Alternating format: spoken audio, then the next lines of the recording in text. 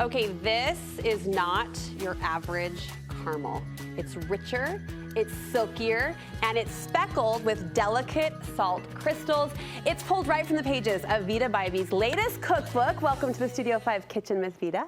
Thank you, it's so good to be here. It's good to have you, and I know that we are celebrating this recipe's simplicity, but this is something that you reach for again and again. Yeah, so it's one of my favorite recipes, so I love that it's in this cookbook collection, a few of my favorite things. But can I show you this here? Please, I would love it. Okay, so we are first starting off with a half stick of butter in it, which is a cup, and it's unsalted. Which is a great way to start off anything. Yeah, so right? yes, exactly. Butter always makes everything so good. Yeah. And it's actually a half cup, sorry. Okay. But, so this is already melted. But unsalted because you will be adding your own flavor later. Okay. Yes. And I think that's important to add because we're adding the salt at the end, which really enhances it. Okay. So not having it to begin with, it's a good step. Starting just clean and pure. Yes, so the butter's already melted, and you mentioned this is a very simple recipe, and I really like that. I think, you know, I love to cook, but I know that cooking can be intimidating, but I love to look for the win. So this is one that is pretty foolproof. It comes together, and my butter's already starting to boil here. Okay, so we're gonna add in a half cup of white sugar. I got you. I've never confidently worked this flat top stove, but together maybe we can do it, okay? You're good. This is a good teamwork. Okay. Yeah, so we're doing a half cup of white sugar and brown sugar. Oh, both? Yes.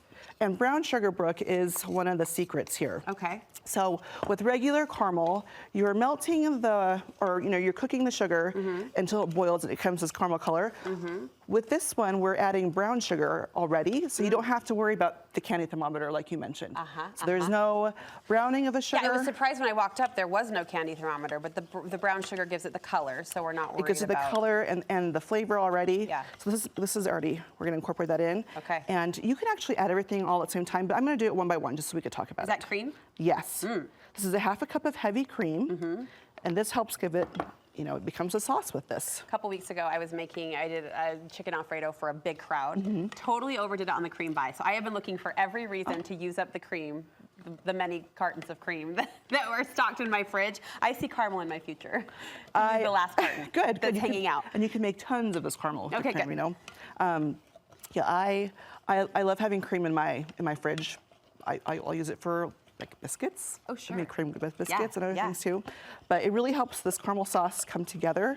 And we're gonna incorporate this here. Okay. And another one of the kind of shortcuts we use is a teaspoon of baking soda. Now, our food producer was really surprised by this. I make syrup, right? Like a buttermilk syrup with the baking soda, so I know what's gonna happen. But this is gonna affect kind of the chemistry of it, the consistency of it. Yes, it is. Yes, you're spot on. And so we're gonna add this in here. It's gonna puff. And yeah, the baking soda interacts with the sugar, and so it forms these little air bubbles. It aerates, and you can kind of see it's already starting to do that. It's like kitchen magic. It's gonna grow in front of our eyes. And that helps keep the caramel really nice and smooth. Yeah. So it's soft. It doesn't harden, and I love that because, you know, again, this is a really simple recipe, but I feel it's pretty foolproof too. So we're gonna. I see vanilla as one of your side ingredients there.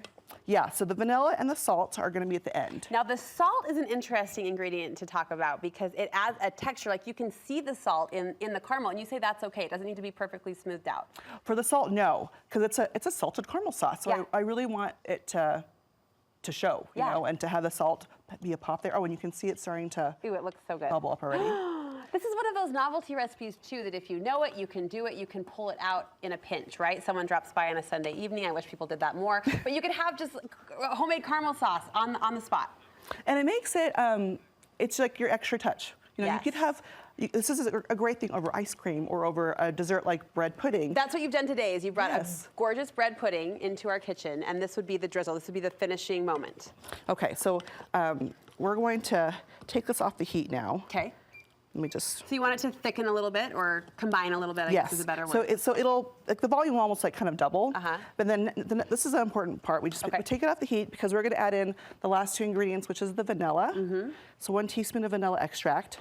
And with this, it's off the heat so it doesn't burn out. So you still have the vanilla flavor and it doesn't cook out. So the flavor can cook out if you put it too soon. Yeah. Put it in too soon. Or if it's on the heat. Oh. And so we wanna I've not on never there. heard that before, actually. So thank you, Veeda. You're welcome. For You're giving me welcome. that little piece of kitchen education. So- Now I'll think of you every time I add vanilla. Sorry, I'm gonna No, reach you're there. good. So Yep. get the salt out here. Yep. And this is a teaspoon of kosher salt. Okay. I like the kosher salt flakes for all the cooking I do. Mm-hmm. It has, like, you know, it's thicker. Yeah. And I think it just really adds a It lot. hits the tongue. It hits It the tongue a does. little quicker. How do you store this, and how long can you keep it? I will put it in the fridge and I'll warm it up, and maybe like a few days, you know, like. Okay. But it depends, maybe longer too. But it, you know, we'll see how long it'll actually last in your house. I was going to But, say, I yeah. don't think there will be a problem with that. A good giftable, though, right?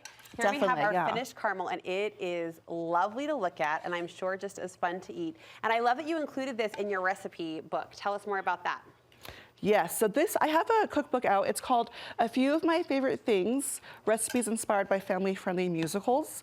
and what it is, it's a collection of recipes you can cook along as you watch a musical. And so, and they're interchangeable. So for instance, this is a bread pudding recipe that I made it, and we call it the pickpocket cardamom bread pudding. Okay. And you can watch it with Oliver. Yeah. I love cardamom, and so it kind of like steals the show, like a pickpocket thing. Okay, this is the best. It's been a lot of, it was fun to do with my family, and what I love about this too, I feel like the recipes are also approachable. So there are Yes. some that are challenging, but most of them are pretty accessible to an everyday cook. What a clever idea. I love a good theme. So if you want to theme a night at home just to make it feel special or stand out, to put the show that you're watching with the food that you're eating, or to gift this to someone who loves theater or loves show tunes, that's so fun. Great idea. Where do we get this? So it's anywhere books are sold. My publisher, Shadow Mountain, so it's a desert book at Barnes & Nobles. I am actually going to be in Spanish Fork on Tuesday. Okay. On the 29th, I'm doing a middle grade event, but it'll probably be there as well too. Okay. So it's available there. But yeah, I love how you can have a recipe and you can have the musical, and it creates a memorable moment. You know, when there's food involved, I feel like it becomes like more an event. It cements the magic Yes. of what's happening around you always. Well, thank you for bringing that caramel magic to our kitchen today. We appreciate it. Thanks for having me. Good to have you, sister.